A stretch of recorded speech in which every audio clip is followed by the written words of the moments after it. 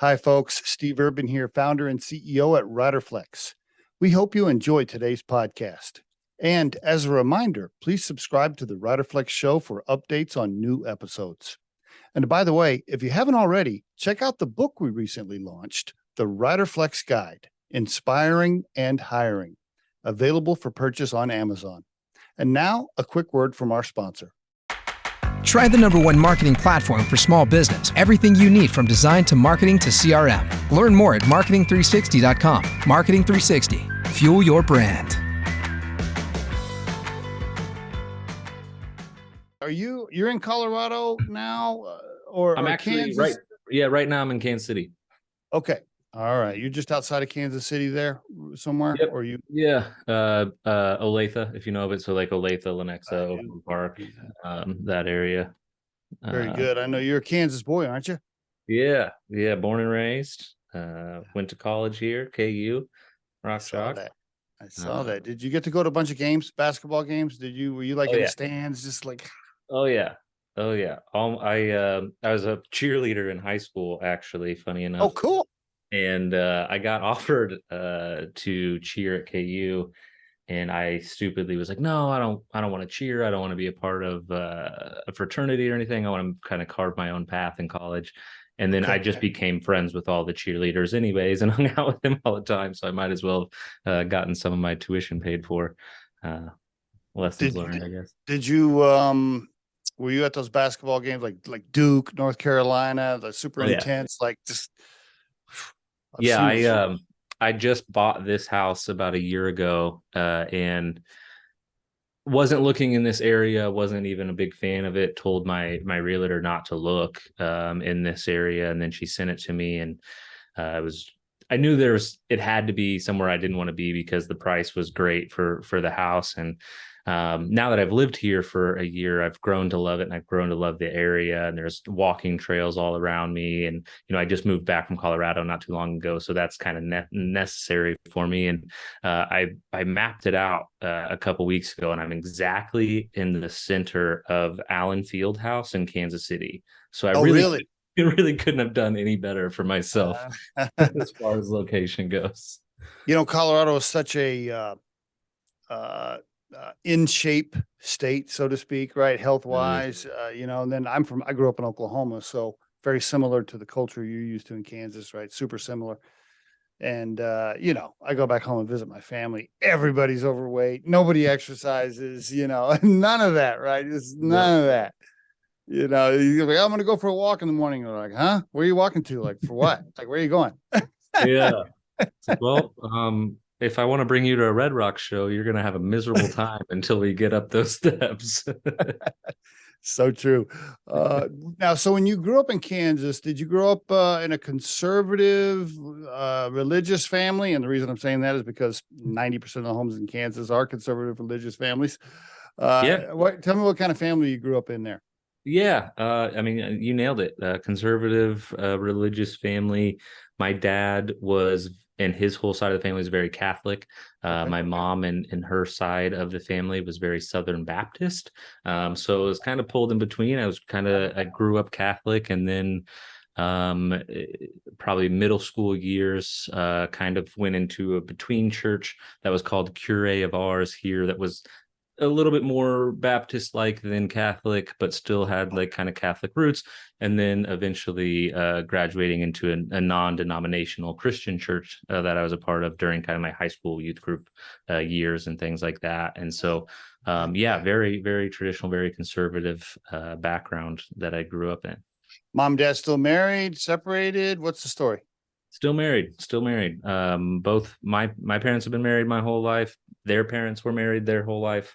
Definitely feels like I'm blessed, lucky that I had that. I grew up even with my great grandparents. I knew them until I was 10 or 11.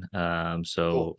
Super grateful for that. And definitely comes along with a little bit of pressure of like, when I make that decision to get married, it's got to be the right one, and it's got to stick. I can't be the first generation to break that. Right. Siblings, brothers, sisters, or anything? Yeah. Brother, sister, and an adopted brother. So I'm the youngest. Always. Okay. Yeah. Adopted. So how now your parents been married the whole time though? What were they having trouble with their first Yeah, kid? no, How'd that, yeah. no. He came in late. It was more of a convenience type thing. So he was already 16 or 17 when we Oh, adopted him, I and see. his parents were in and out of jail, I and see. basically just needed a place to live and to thrive. And so Okay.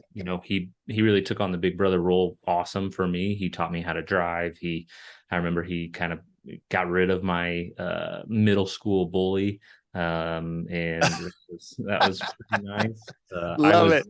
Yeah, Love I it. was. Hey, meet my new brother. Yeah, right. So yeah, he just kind of needed a place to land, and he Oh, became cool. my brother, and we bonded very quickly, and still talk to him every week, and still my That's brother great. is. Yeah. So were you straight A student, church 3 times a week, never got in trouble, kid, or were you like I'm over here partying and my parents don't know? Or where are you in the mix there? Can you say all of the above? Okay, probably.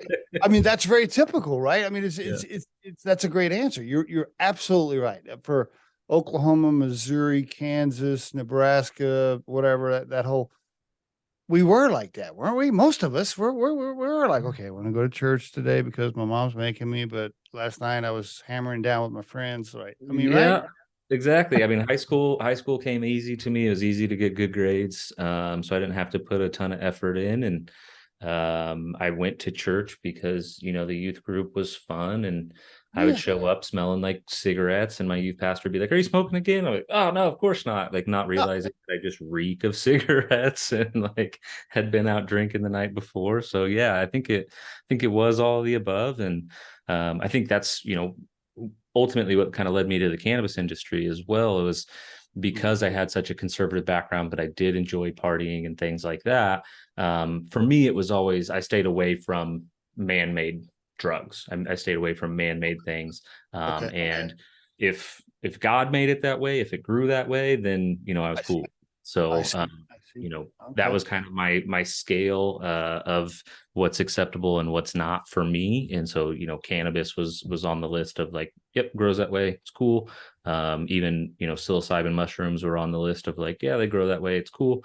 Cocaine, ecstasy, things like that are made in a lab that man could mess up or put fentanyl in or whatever. Those were always hard off limits for me. So if it was a plant, I was cool with it. If not, I stayed away from it. Probably a good rule to follow, I think. Yeah. Right. So cannabis was part of your life in high school and college. I mean, that was, some semi-normal. Mhm. Did your parents know that you smoked or no? No, no. And for me, it was weird because I was diagnosed with Crohn's disease really early. Okay. Like 10 years old, I was diagnosed with Mm, Crohn's disease. mm, I had to go to 4 different hospitals to finally land on that diagnosis because mm. I was so young. Crohn's disease is typically brought on by stress, and it was first ulcerative colitis for me, and then exacerbated into Crohn's disease. And the doctors just didn't want to believe that it could be Crohn's disease with me being so young. How are you Interesting. stressing yourself out like that? And the first time I tried cannabis, I felt normal. I felt like I could Okay. be myself. And I was like, well, I didn't really think anything of it, but then I found myself drawn back to it often. And for me, it was like, okay, well, there's something happened. I feel better. And at the time I was taking, I think 14 pills a morning. I had to go in every week to get my blood tested because some of the things that they had me on were experimental. And not to mention I was, an ADHD kid who they were given Adderall at 11 years old. So it's on all kinds of pills and all kinds of pharmaceuticals, and cannabis made me feel normal. And so I would use it, and you know, I say my parents don't know. We have a great relationship now, and I think they knew more than I thought they did back then. But um, I had ran into the law using it a couple times, and so I got, I think, a couple of misdemeanor possession charges or paraphernalia charges um, before I turned 21, and uh, it was the way I explained it to my parents was that it made me feel normal. Now, knowing what I know now, I know, really what was kind of happening in my gut, and that it was actually really helping me. But at the time, I felt like made me feel normal, but I also felt like it was, making me an outcast in my youth group. Mhm. And I was viewed upon as one of the bad kids for a while. And got into metal music a lot. I became a big fan of metal music. My friends were all in a band. I still joke about that's really where my entrepreneurship started. Was I managed my friend's metal band in high school, and that was like going up to these youth centers and being able to negotiate shows, getting to play shows, and then like, okay, if there's Yeah, four man. other bands Yeah, here and we're getting $1 per head of people that show up for us, but we bring the most, like we have probably 60% of the crowd here, so I think we should get $2 per head if it's a $5 ticket, because without us you barely have a show. And they'd be like, yeah, oh, right. okay, and they negotiate. I'm like, yeah guys, we got $25 for Taco Bell instead of 15. I love it. When you got in trouble with the law, what is that when you, or did you not even tell your parents about that misdemeanor? They didn't even know about it.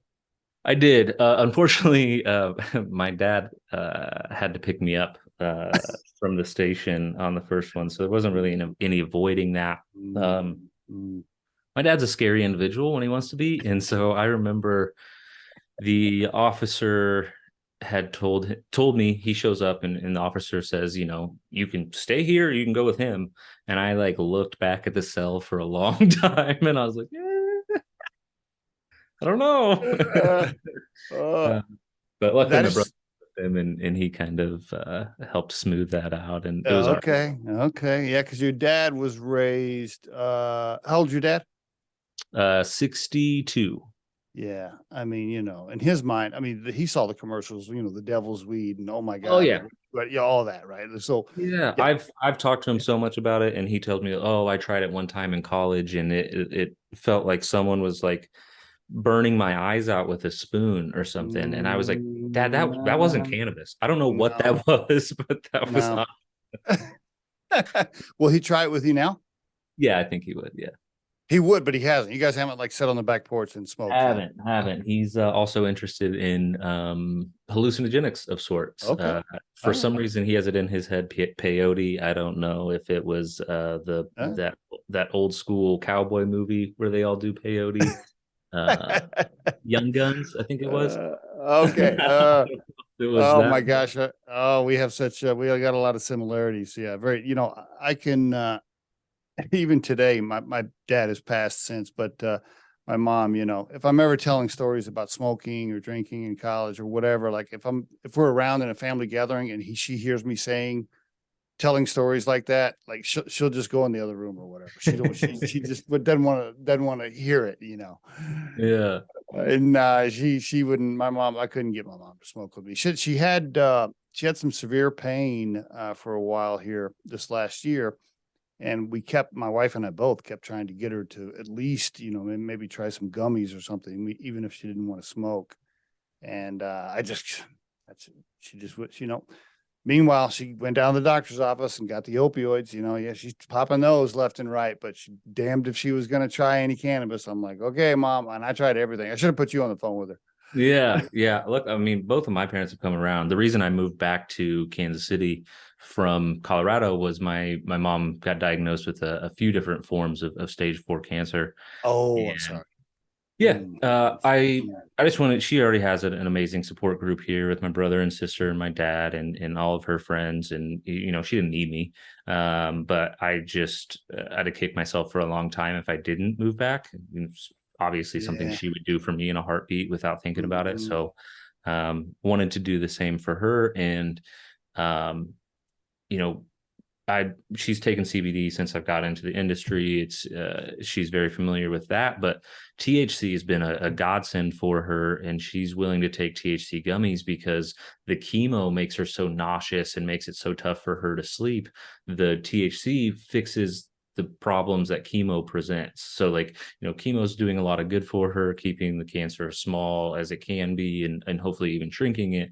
But it also comes with all those nasty side effects. And for her, the THC gummies have been a godsend of dealing with those side effects. That's great. So your dad's cool with that. He doesn't give her a hard time. Yeah. My dad's cool with pretty much anything now. Okay. I shouldn't say that. He's still very conservative, semi-redneck. But, is Kansas? I should know this. I feel stupid not even asking this question. Is Kansas medicinal? Then I forgot. Kansas is nothing. Kansas is nothing. Wow. Hold on. How's your mom? Okay, you want you gonna have to. Well, who's your mom's supplier? Go ahead and tell us on the podcast. Yeah. Well, see, she lives right on the other side of the state line, so Missouri's right over there. Yeah. So a lot of people ask, Kansas City, are you on the Kansas side or Missouri side? I view Kansas City as one big city that there you go, split by the river, and so some people live on the Kansas side, some people live on the Missouri side. But there aren't guys, there aren't cops like taking people to jail for a little thing of gummies on the other side of the state line, are there? I haven't kept up with enough news to say, for sure, but yeah, I mean, I wouldn't be surprised at all. Kansas is very behind the times. Got that right, brother. I think Kansas and Nebraska are going to be in the running for who goes last. And wow, it could even potentially, become federally legal before Kansas decides to go. It's true. Kansas is super conservative. Back in the 90s, I was traveling through Hutchinson, Kansas. You know where that is? Oh yeah. They were our rivals in football in high school. I was outside Hutchinson. I was looking for a place to eat, and I pulled over at this little gas station. And there's a little, just like you would think of in a movie, right? Like a little mom and pop gas station on the highway. And there's one old man behind the counter, probably owned the place. I was like, "Hey, I'm looking for a place to get like a steak and a beer." And he goes, I can't remember exact verbatim, but it was something like, "You mean alcohol?" I was like, "Yeah, like a beer." He goes, "We don't do much of that around here." And I was like, "Okay, yeah." I was like, all I asked for was a beer. I didn't ask for like a pound of cocaine. Yeah. Super conservative, man. Holy cow. That's Kansas for you. Isn't it interesting that Oklahoma went so fast? I was stunned by that when my mom called me and medicinal passed in Oklahoma. I was like, what? I couldn't believe it. Yeah, I was just as shocked about that. And I even try to understand. I sat on the Kansas Cannabis Coalition board for a little while, and I try to understand, really like why, what's the true reason behind everything else. And I haven't been able to figure it out. The people that seem to think that they know keep going back to like prisons for profit, and it's this whole, they make a ton of money off of cannabis being illegal, but it doesn't make sense to me, because if you look at Colorado's tax numbers, if you look at Oklahoma's tax numbers, the numbers that I'm seeing that they make money off of with cannabis being illegal is minuscule compared to what they could make off of the tax revenue. And so now it's in Oklahoma, it's legal in Missouri, it's legal in Colorado, it's on all sides of you. It's ignorant to think that people aren't driving right back into the state with it. So like, why wouldn't you just make money? I don't know. I think it ties into religion probably more than anything else. I mean, going to church on Sunday in Kansas is still a very huge deal, and Oklahoma, but really, I think there's a lot of probably political leaders and old timers that are super religious in Kansas that are they're just hell bent on. I want to sit down with every single one of them. I want to sit down with my old youth pastor. First of all, if you look up, there's a term, Kaneh space BOSM, Kane Bosum. Look up Kane Bosum.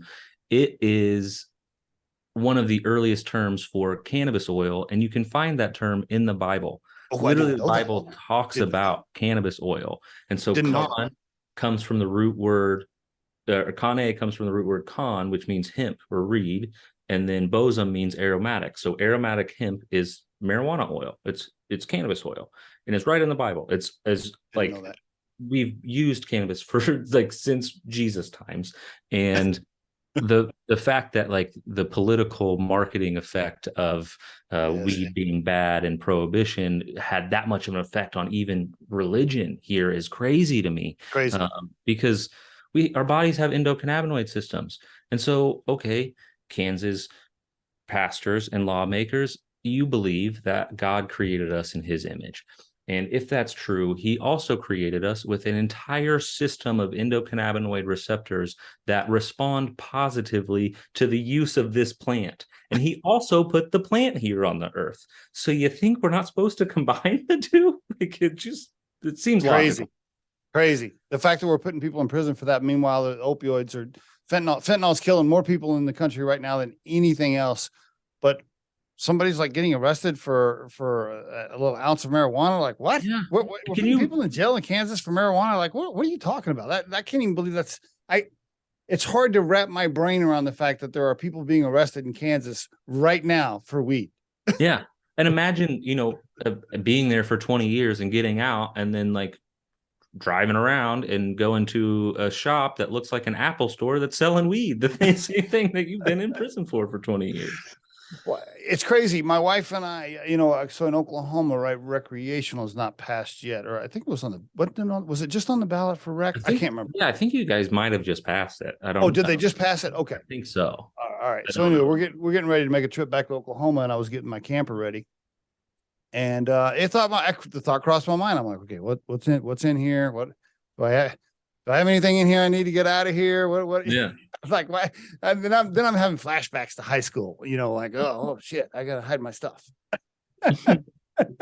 You know what I mean? That never even crosses my mind. Living in Colorado is so normal. I mean, and I mean, really? Colorado, they just passed psychedelics. Yes.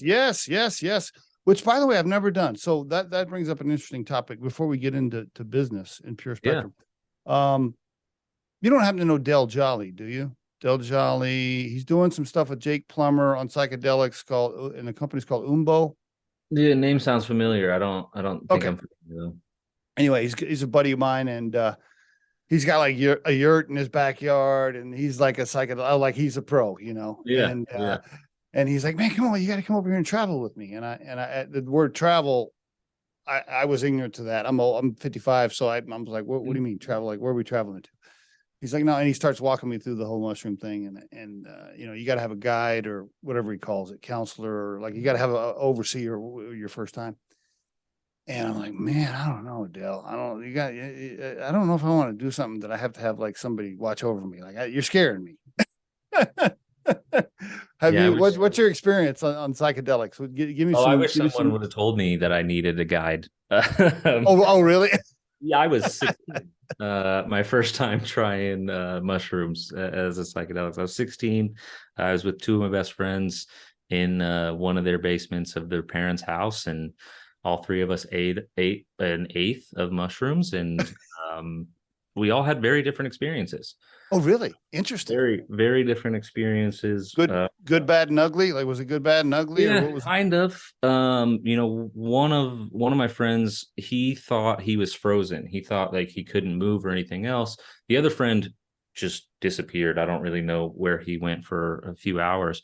And so then my friend that was frozen was in the basement, and I was experiencing hallucinations that my mind couldn't quite comprehend at the time. My hand was getting huge. Looking in the mirror was crazy. And for me, I was like, well, I've never experienced anything like this in my life. This must be not life. I must have died. I ate too many mushrooms, and I'm now in an afterlife. Different world. Yeah. This is somewhere else. I died. Wow. And so I was trying to check in with my friend and say like, hey, I'm not dead, right? Like, and he's thinking he can't move, so he's not responding to me at all. So then I'm convinced at this point that I'm dead. I was like, he's not responding, I'm dead. And I was like, I have to figure out like, how do I get my life back? Like, is there a Wizard of Oz somewhere I can talk to and be like, hey, I won't do it again. Good. Yeah, it's pretty good. That's pretty good.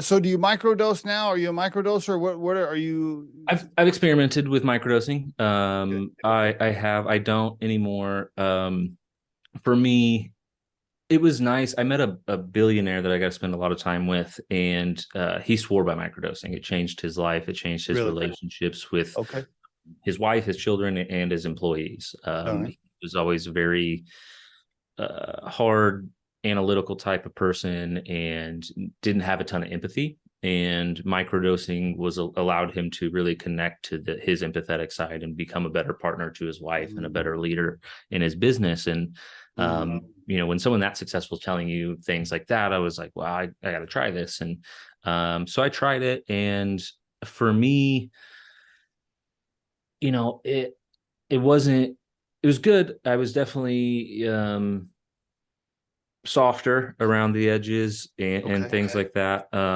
But at the same time, I was less motivated. I just wanted to hang out. I just wanted to, lay around and be comfortable. Well, that's what cannabis does for me. Yeah. Yeah. And so that's why even today I don't use cannabis near the same as I once did. Pretty much weekends only now for even cannabis.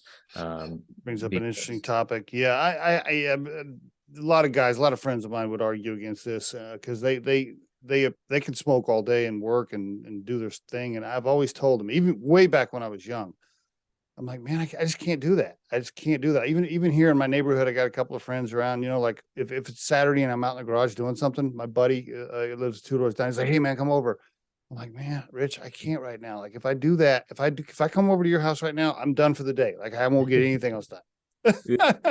Yeah, no, I can see both sides on this one, because I used to be exactly like your friends and be like, oh yeah, I can smoke all day long, and I even thought I like needed to, right? Like being in the industry, I have a lot of friends who are very popular in the industry. One of my friends is probably the nation's biggest THC chef.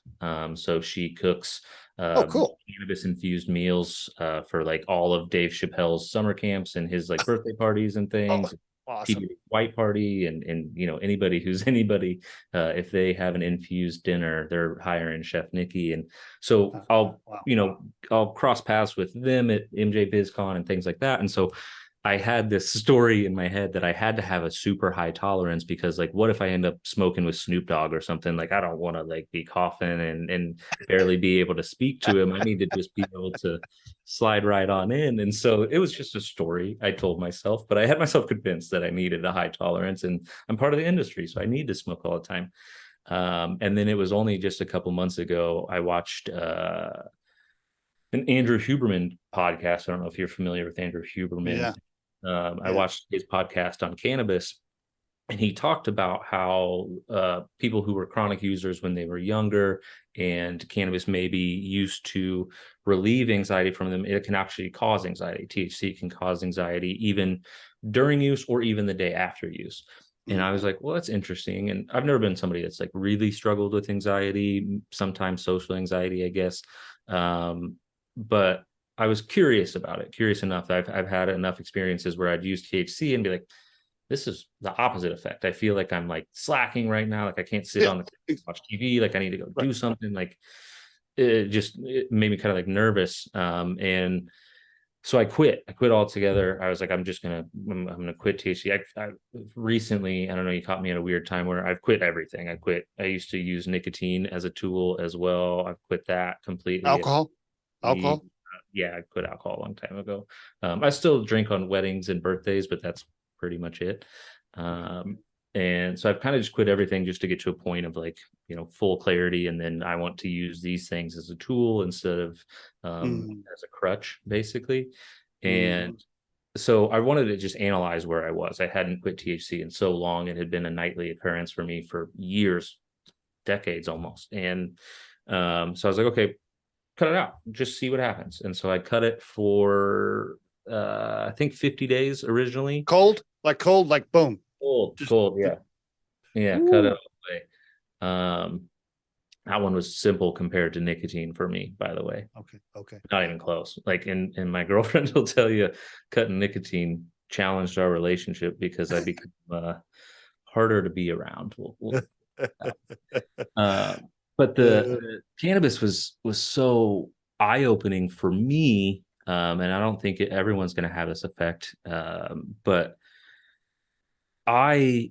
once I did use it again, I discovered that the only time I feel anxiety is days after I used cannabis. So if I were to use cannabis on a Tuesday night and I feel anxiety on a Wednesday, that's the only time it would happen. is the following day, little things would become bigger in my head and I would experience anxiety out of it. Is that because of the anxiety around, oh, I wasted time, or I was being lazy last night and now I'm anxious about it the next day? I honestly don't know. I've had long conversations about this, and it's such an interesting topic to me, because part of me thinks that it just amplifies kind of how you're already feeling in a way. Yeah. Now, my dad thought that all the way. He was like, he thought if you were angry and you smoked cannabis, that you would become angrier. And I was like, well, that's not true at all. But I think, as we get older, we have so much more to worry about and we have so much more responsibility. And I think you become kind of a heightened awareness of all of those things. And like, I'm responsible for so much.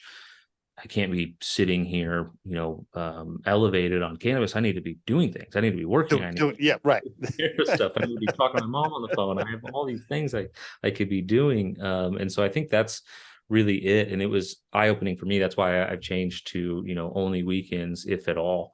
And I am excited to get back to nicotine. That one was way harder. I had always read all the studies of how good nicotine is on the brain. I don't know if you've read Aubrey Marcus's book, Own the Day, the founder of On It. He has a chapter in there where he talks about all of his supplements and things. And he was like, saying that I use nicotine as a supplement was the hardest thing to get past the publishers and all my editors. Like, they would not let me put it in the book. And really? I was like, I fought hard because all you ever hear is nicotine's bad, nicotine's bad, nicotine's bad. But if you really look at it, I even had a college professor tell me that nicotine raises your IQ. And he was like, I hate telling you guys this because you're going to justify smoking cigarettes outside, because I just told you this. But studies show that after you ingest nicotine, after you smoke a cigarette, your IQ is higher, measurably higher for the next 15 to 30 minutes. I didn't know that. Yeah. And so when you really start digging in the studies, Aubrey Marcus leads into a lot of this in his book.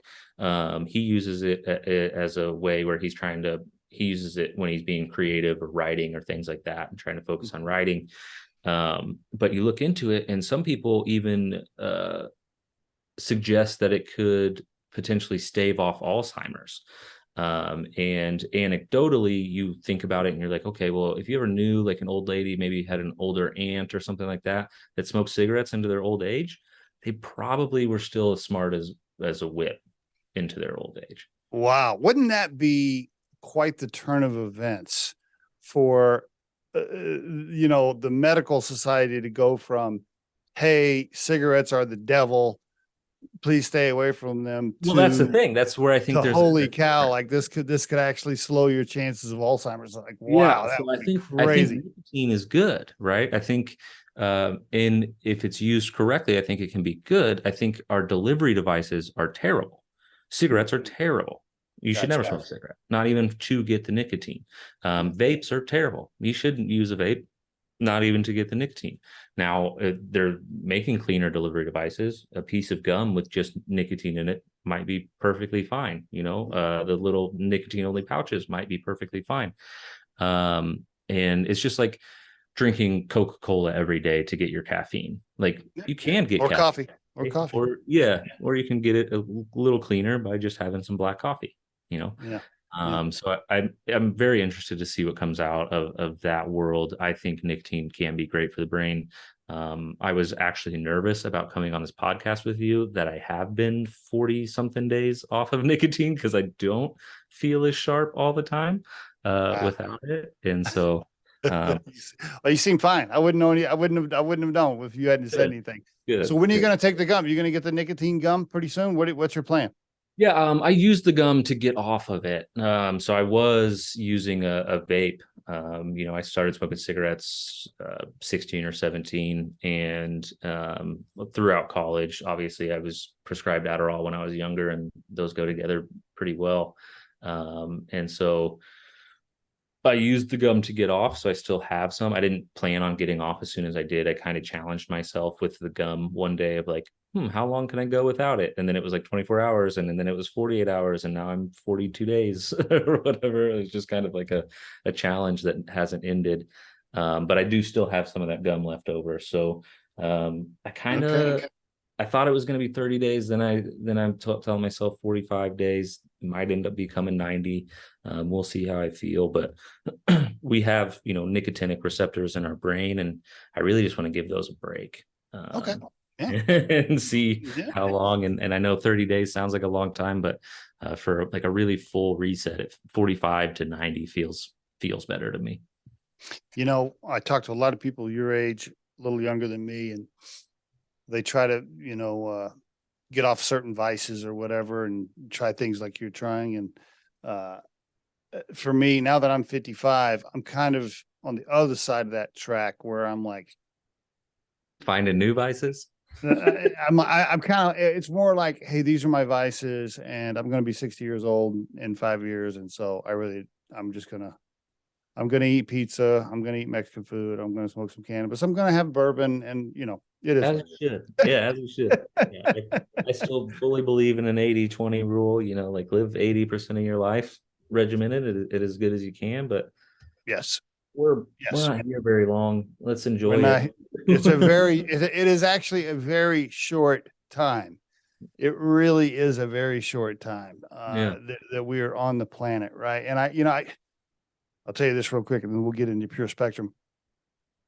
I had met this guy recently, and we were walking out to his car, and we were going to go to lunch. The rest of us were going to go to lunch, and he's like, "Well, I got my lunch in my trunk." And I'm like, "Okay, this is a really in shape guy." It was you just look at him, he's in shape, right? And he opens his trunk. He's got a little cooler back there, and he opens up his cooler, and he's got these little plastic containers, and he's got little, handwriting with piece of tape and how many calories. And he opens up this one, it's got like 2 carrots in it, and he opens up this other thing, it's got a piece of broccoli or whatever. And I'm just like, Joe, I'm like, bro, I'm like, look, hey, here's the deal. You look good. I'm happy for you. But listen, man, like this is a very short time we're on planet Earth. I'm going over here to have a beer and a big cheeseburger. If you want to stay here by your trunk and eat carrots and broccoli, that's cool. I'm not doing Yeah. that. Anyway, Yeah. uh, I think it's an interesting balance for sure. how did you decide how did it happen? Walk me through the transition from a regular job into I'm going to enter cannabis. How did it happen? Did you have like a buddy call you? Did you have a friend? Did you just apply online? Like, how did it happen? Kind of. I was in a regular job. I was working in software out of college with my degree in information systems, and Yep.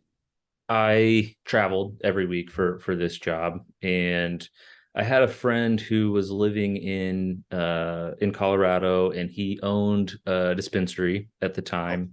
Okay. And when I'd travel out to Colorado, I'd visit him. And this was early in the days before regulation even kicked in. This was, when gummies could be 500 milligrams in one thing of a gummy. Like there was no regulation. It was kind of the wild, wild west. Did he And just owned the one dispensary? Did he have a grow or anything else, or he just had a retail shop? it was a grow The whole, and a retail shop all in one. It was up in Nederlands. okay. And Yep. it was it was so interesting to me. Obviously, a kid from Kansas going out there and walking through his kitchen, and he had these giant jars of cannabis, and he had medicated chicken noodle soup, medicated chapstick, medicated, you name it. It had THC in it. And I was like, you're walking around going, wow. yeah, I'm like in Wonka's Wonderland. Like I'm like just like this is incredible. And so obviously I was like, how do I get out to Colorado? How do I? Yeah. You're like, I can't go back. I cannot go back to Kansas now. There's Yeah, no like, way. I gotta be here. Yeah. So I stayed in contact with this guy. I found him interesting, and he called me one time and he was like, "Hey, if you're in Denver, I'm having a grand opening of this new company I'm opening with some friends, and it was called Ambry Gardens in Evergreen, Colorado, and they were kind of the first ones to have their own greenhouse, grow hemp, and put it into products. And this was back in 2014, so also super early. And I went to this grand opening. I happened to be working for Regis University through my software job at the same time. So it just lined up kind of serendipitously. And I was like, yeah, I'll come out. I'll come out to Evergreen. I'll check out the grand opening. And so I get there kind of early, and I'm sitting there, and I meet a guy named Harley. And Harley was a veteran, and he struggled with PTSD, and it greatly affected his quality of life. And I sat and talked with him for a while, and he told me about this tincture that he started taking from Ambery, of that it had changed his life. It had made it so that his PTSD was manageable. Was that THC or CBD or both, or what was he taking? Just Just CBD. CBD. There was probably, it was made out of hemp, but there at that time there was probably, around 0.3 or maybe a little higher THC. Okay. Really Okay. just CBD. And so that happened, and then during their grand opening, they had a family come up and speak, and one of the children of the family that spoke was a child with Dravet syndrome, and he was having 70 seizures a day before finding this product. And then he went from 70 seizures a day to 7 a week using the same product that Harley was just using. Is this before the whole Charlotte's Web thing on CNN and all that? Right after, like a week after that came Okay. out with Sanjay Right. Gupta on CNN and Yeah. everything. Yeah. And so like I'm still feeling, very ground floor, like this is all incredible. I still don't understand it at all. My primitive understanding at the time was like THC gets you high, that's the recreational, CBD's the medicinal, and those are separate. And that was my understanding at the time. Obviously, very very long to go there from that being my starting point. But I met this child, and I went out to dinner with this child and his family, and the fact that he was able to like look up on a screen and watch a baseball game and clap his hands together was huge. Like before, he was just almost constantly having a seizure, so like he didn't have any quality of life. I was like, whoa, this is crazy. How do I get involved? Like, what do I do? How do I, how can I help you guys? And he was like, well, we don't really have any positions open right now, but you can wholesale if you want. And I was like, okay, how do I do that? And he was like, well, you'll have to file an LLC. You'll have to get an EIN number. And once you do that, like you just buy from us at 50% off and then resell it to people at 100%. And I was like, okay, that sounds easy enough. So I Googled how to form an LLC, and I filed up a Kansas LLC called CBD Remedy LLC. That was my first LLC ever filed, and went into. Why'd you file the LLC in Kansas? Why didn't you file in Colorado? I was still living in Kansas at the time. Oh, you were going to wholesale CBD. I see. You were going to, okay. Yeah. So I was going to buy from them, and I was going to wholesale back around in Kansas City. They really didn't have anybody out in Kansas City. So I was still working at my software job in Kansas City, and I was like, okay, this works. And so I walked into commerce. And for the listeners in Oklahoma and Kansas, just to clarify, this is legal because it's CBD and it's a low it doesn't have enough THC to be illegal. Just so people in the there was a farm bill that was get confused. In 2014 that made it legal, but it was still very misunderstood. And that big time. Yes. A lot of problems. But at the time it was so early that I was able to walk into Commerce Bank with my new EIN and my articles of organization. And it's like, this is the company I'm starting. And it said CBD Remedy LLC right on that. And they're like, what is it? And I was like, well, it's an oil. And they're like, oh, like an essential oil. And I was like, yeah, that sounds right. Yeah. And they gave me a bank account. That lasted for about 9 months until CBD became more understood and they kicked me out. But at the time I was like, okay, I'm good. This is the start of something. And the branding was terrible. It looked like clip art that you made on Word, and it was just a white label around a bottle with a big marijuana leaf in the background. And I'm like in Kansas, on the Kansas side of Kansas City, like going into chiropractors, like, hey, do you want to buy like 10 of these bottles? And they're like, can you be in here with this? Like, I think you need to leave. No, it's totally legal. It's fine. What are you making these stops? You're making these stops like in between your other job. You're like, okay, I'm gonna whip in here real quick. Yeah, nights and weekends, making these stops. And I found the most traction with friends' parents. I sold actually one of the same friends that we were in the basement trying the mushrooms. Really? His mom was one of my first customers, and she owned a salon, and she's on her feet all day and had back pain. And I normally skip this part of the story because it's a little bit longer, but what's funny is she started taking the tincture and didn't really notice anything. And which I was like, happens for a "No lot of worries." people. That happens for a lot of people, by the way. They try the tincture, it doesn't do anything, they stop. Yep, go ahead. Yeah. And so I was like, no worries. I'll give you your money back. I'll come pick it up. No worries. I'll just use it myself personally. And she was like, okay. I was like, I'll be there in a couple of days. And then a couple of days comes by and she texts me. She's like, hey, don't come. And I was like, okay, what happened? And she's like, well, it's working for me now. And I was like, well, what'd you do differently? And she was like, well, I put it in my hot tea at night before bed and I drank my hot tea and the pain melted away. And I remember I told the guys that were the owners of the company at the time, I told them this, and they're like, oh my God, we haven't been decarbing the oil.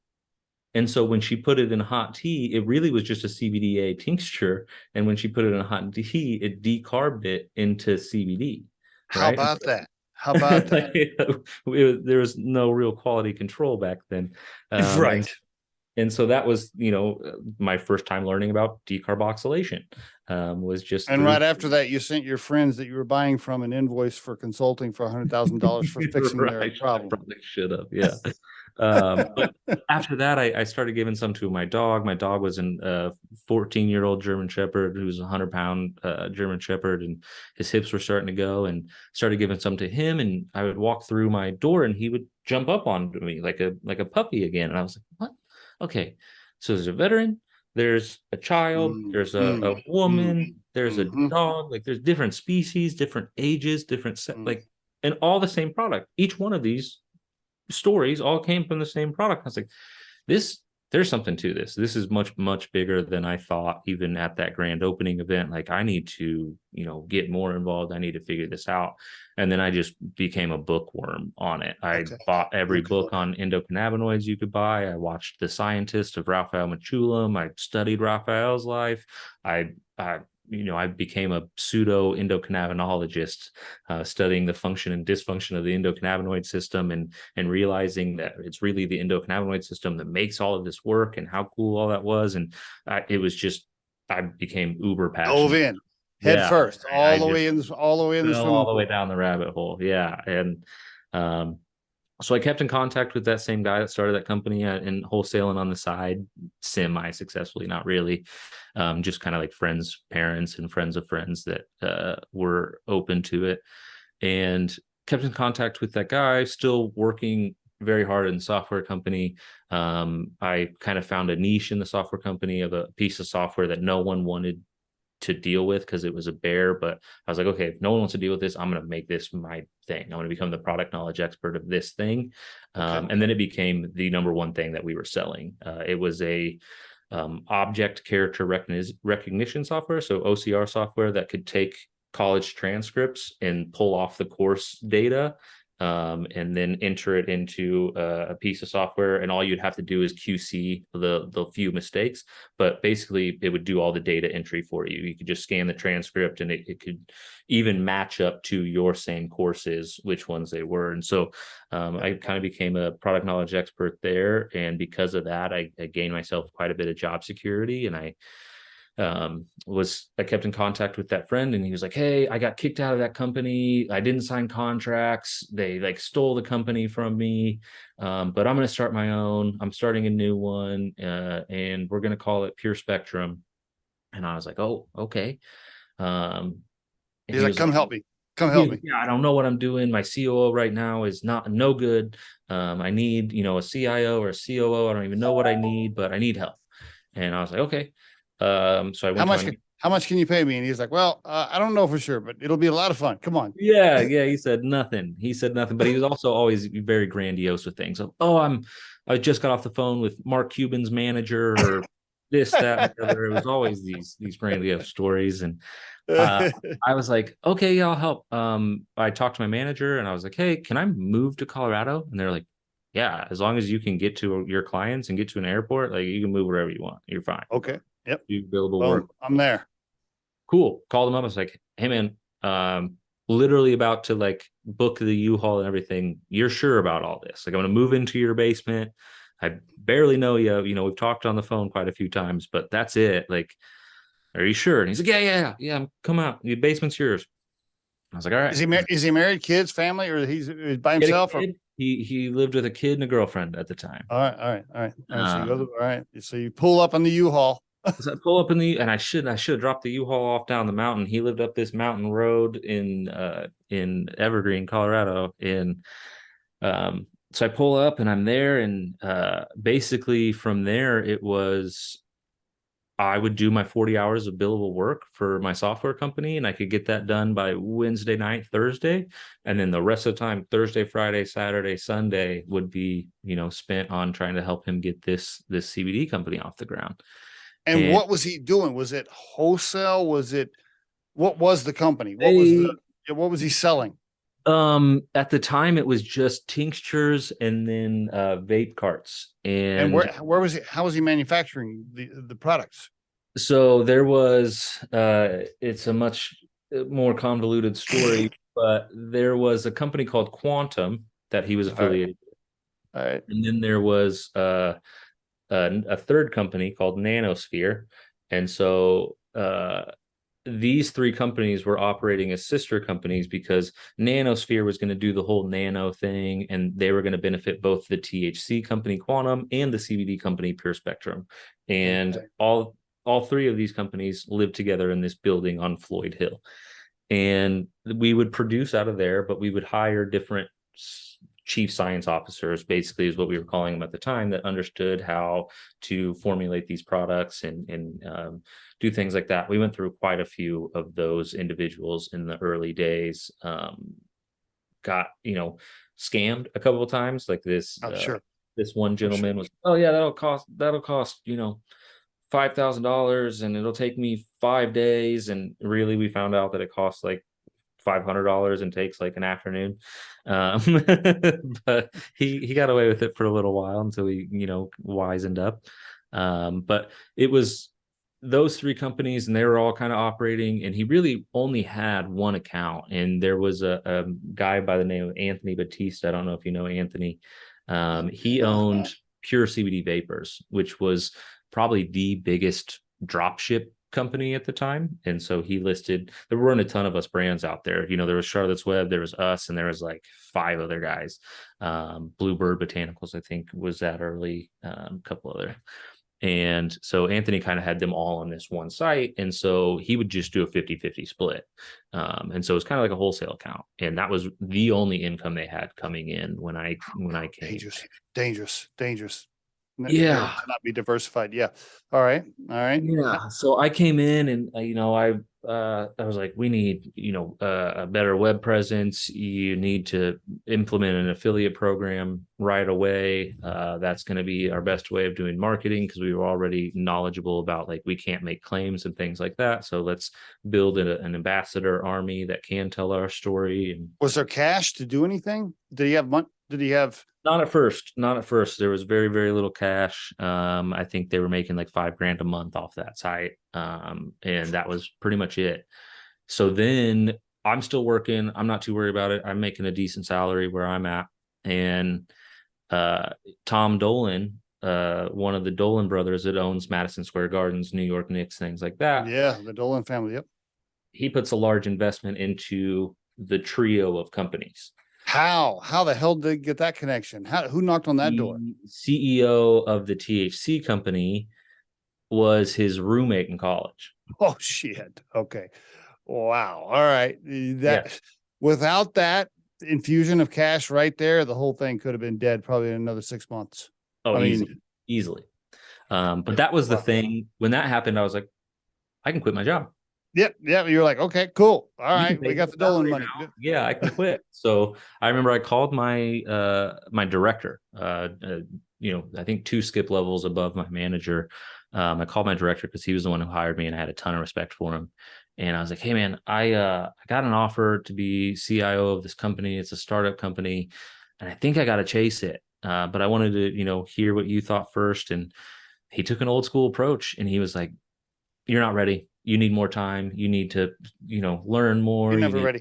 The reality is you're never ready for a C-level position until you actually do it. I don't care who you are, until you actually jump into the swimming pool of C-level, nobody's ready. You jump in and you flounder around and figure it out. But anyway, sorry, I cut you off. No, that's you're exactly right. And I remember he told me that, and that was it. That was the deciding moment for me of like, I'll prove to you I'm ready. I'll I'll show you. prove to you. Yeah, man. It lit a fire under me, and I was like, all right, expect my 2 weeks. In about 30 minutes, I'm out. I'm out. And then, okay, cool. All right. So then you take over a CIO, COO, whatever, second command of Pure Spectrum, basically at that point.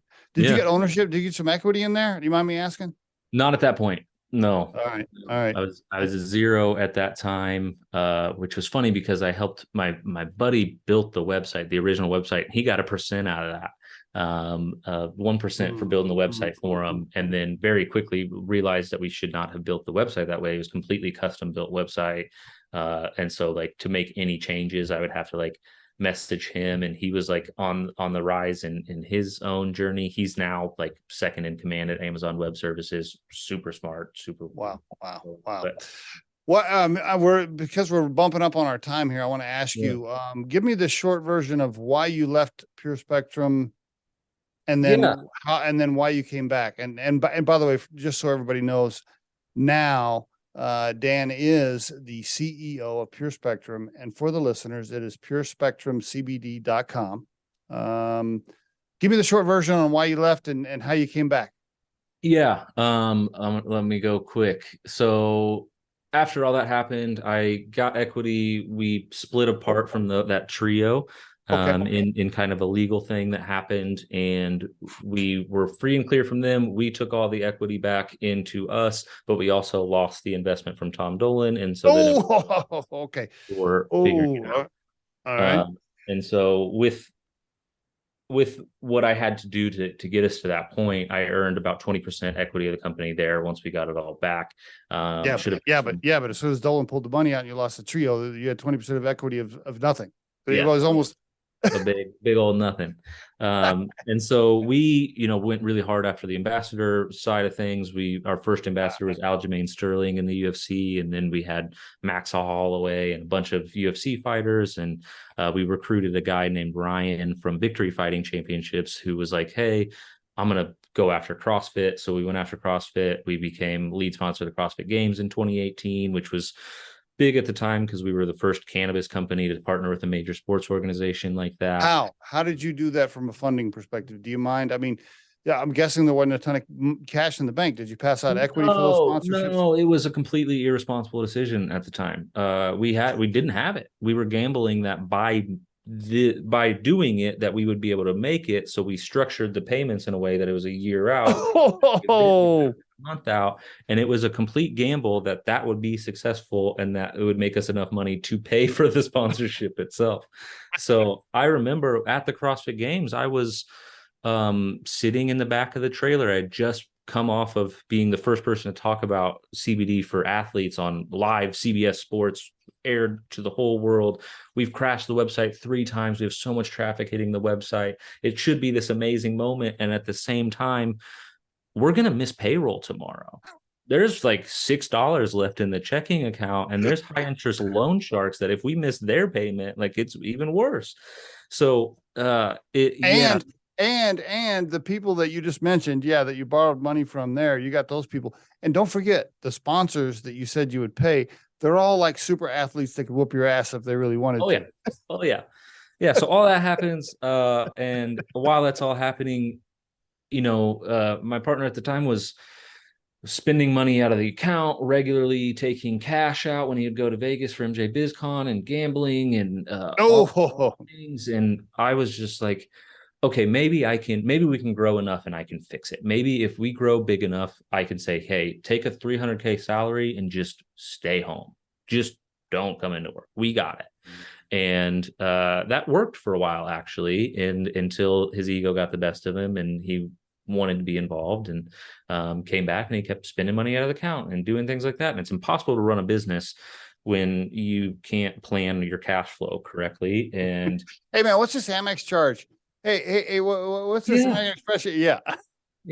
And so like that was happening, and we were borrowing from Peter to pay Paul, and I was having to constantly tell like vendors and people like, oh, don't worry, it's coming, when I have no idea if it's coming or not. And I think there was 2 years of payrolls where I was not confident in one of them. And like something would happen at the 11th hour every time. Like my sales guy Thomas would call me, "Hey, I just landed this huge deal. Money should be in an hour." And I'm like, "Cool, payroll's covered once more. There's gonna be a problem in 2 weeks." Talk Uh, about, but hey, this goes back to the, are you ready for sea level? yeah, There's no training checklist that prepares you for shit like that. There's no. just not. I think that's officially when I went bald, by the way. Was going through all that.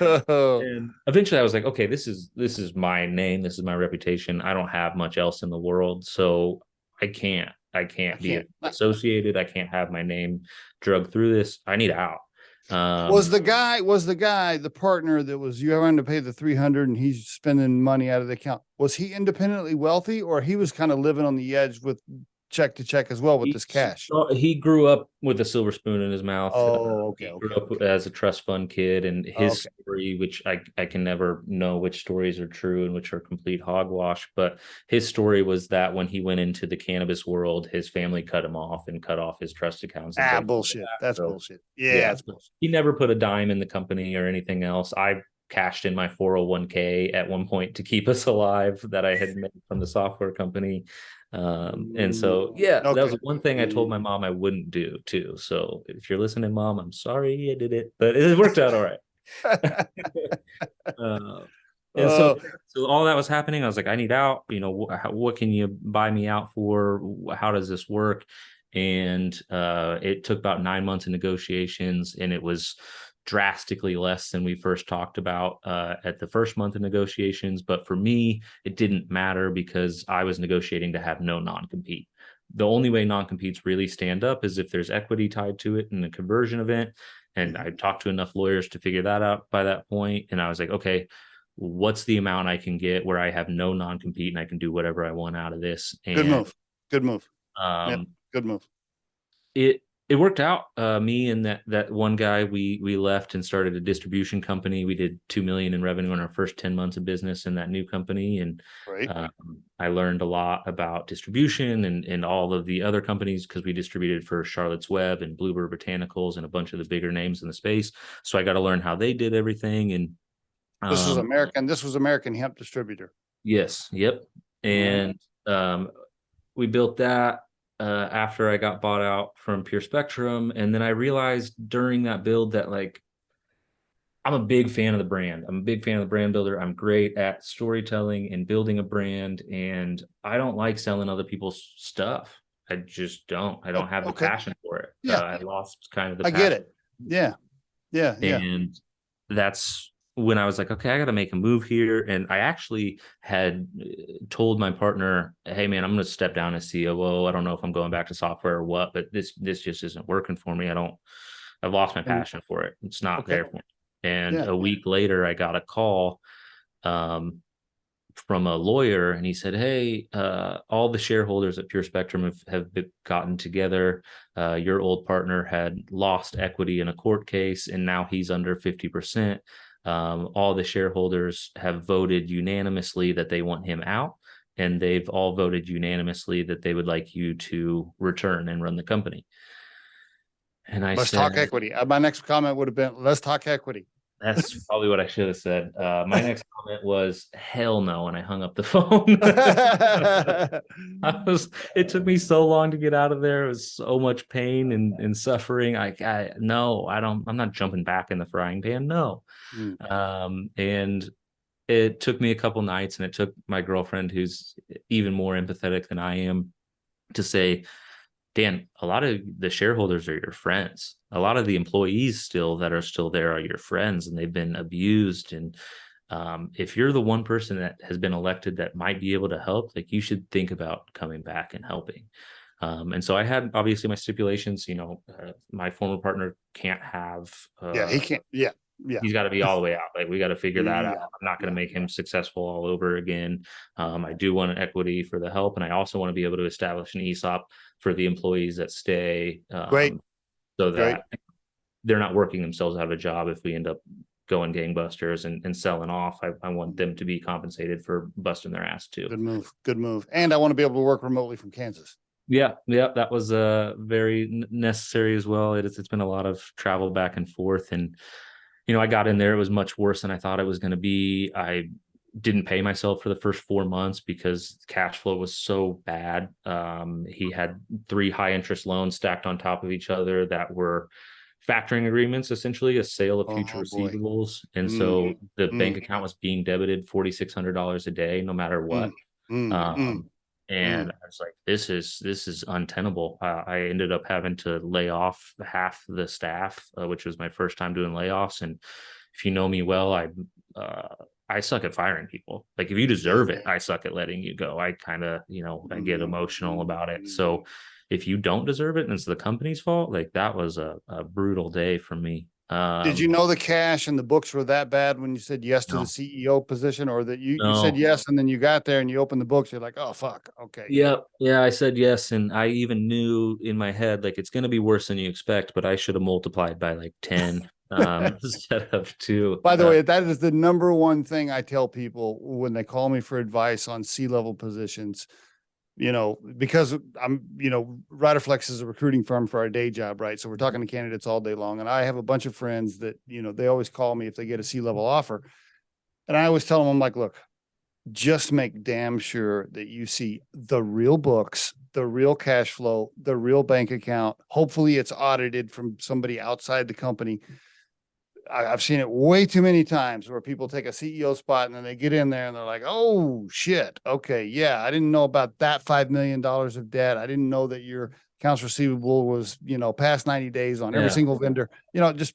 Oh, and Anyway, there's sorry. this many active lawsuits and Yeah, that lawsuits. yeah, didn't know all of that. Oof, boy. Probably would have said no had I known all of Did that. you have that moment where you're on the flight from DIA back to Kansas City and you're in 30,000 feet and you're like, what the fuck did I do? Why Oh, did I? many of them. Yeah, not just one, many of them. Another shareholder came back in with me to be CFO to help out with things, and I think we both had those conversations and those feelings. But again, it's to me like business it's about people, and the team that's still in place there today is amazing. The products Great. that we make are amazing. The reviews that we get on the products that we make are amazing. That's We're still great. helping so many people, and so for me, if I keep that as a North Star, it makes all the other stuff much You've easier been to deal you've with. been there a year. Are you still worried about making payroll every time, or it's leveled off a No, little? no, it's leveled off. We've got some great ambassadors that have joined us, Yeah, and good move. Good move on yeah, that. we're doing well. We're doing really well right now. We just moved our whole headquarters last week, which was a rough week, but it's going to save us a lot of money. And Okay. the headquarters that we were in was another ego decision by the former guy who, Okay. he had this beautiful lake view in the mountains, but Yeah. you're paying 13 grand a month for fulfillment in an office where we just got a bigger spot that USPS and UPS picks up from. We've never had them pick up we always have to go drop it off. So they pick up from us. It's closer to my fulfillment team. It cuts all their drive in half. One of my guys saves 10 days a year in driving time now by moving it closer to them. And it's a fifth of the cost. I mean, it's a no-brainer. Yeah. Yeah, that's a no-brainer. Great move. Yeah, great move. That probably saved the company $1 million a year or whatever the number Yeah. is. Yeah, definitely 6 figures. Yeah, So great move. How many employees now? 15. 15 employees. Okay, Yeah. very good. And what's is the goal to spin it off? Are you getting pressure from the board or from the equity holders to scale it and grow it, or they just want you to just finish repairing, get it healthy, and we'll see what happens? Like what's the conversation? The conversation from the very beginning has been we have a VC group that's invested into us quite a Oh, bit of money. since you came back or before you came No, back? no, before I came back. It was literally the time after I left. So like the Do month after I they, left. oh man, do they own 51%? No, no, they Okay, all don't. right. They Okay. own less than 30. Oh, okay. Okay, good. Because if they own 51%, your life would be different. Yeah, yeah, no, they're great. They're a great group to work with. They've invested into a bunch of unicorns, so I'm small potatoes for them. Okay. So All right. they kind of just let me do my thing. But their goal for me, they're like, if we could plan it the perfect way for us, you'd come in, you'd 10x revenue, we find a Yep. buyer, Yep. and sell it. Yep. Yep. Yep. Well, at least it's not PE money. So it's not like they want you to, there's pressure, but not a shit ton every day. They're not calling you every day. Right. Hopefully. Right. Okay. All right. Very good. Well, very good. And your girlfriend is supportive. I don't know. She's happy. She's cool with your decision. She's happy. She's happy. She's cool with the decision. Right. Yeah, she was part of my stipulations coming back as well. So she's our director of customer service. We've worked together for a long time. She was also director of customer service at American Hemp Distributor. She's a rock star when it comes to that. Those layoffs I told you about, I laid off 7 employees and replaced all 7 with her. And she's crushed it. All of their responsibilities into one role, and she's absolutely crushed it. Fixed systems, made things better. We've had more 5-star reviews over the past year from customer service than any time in the past. So awesome. We work together really well, and she will be my wife someday, and I hope that I will thank her for convincing me to stay one day. I don't know if I'm quite there yet. It has been challenging, but I love the old saying, calm sea never made a skilled sailor. And that's what I'm taking out of this right now, is I'm just learning to become the best I can be, and the best leader I can be. And I'm getting a little battle hardened right now, which I'm sure will be helpful in my future, because I plan to be an entrepreneur my whole life. And even after I get a few exits under my belt, I think ultimately it's my goal will be helping other entrepreneurs, giving back and helping people avoid some of the mistakes I made with, partners and things like that, where I was just ignorant and I didn't understand. If I can give back to the next generation and help people like me, that's the ultimate goal. Dan, I really appreciate you being on the Riderflex podcast and sharing your story, and congratulations, my friend, on everything you have accomplished. Thank you, Steve. I really appreciate you having me. It's been a blast, and thanks for, making us bald men look even better than we normally do. Oh, that's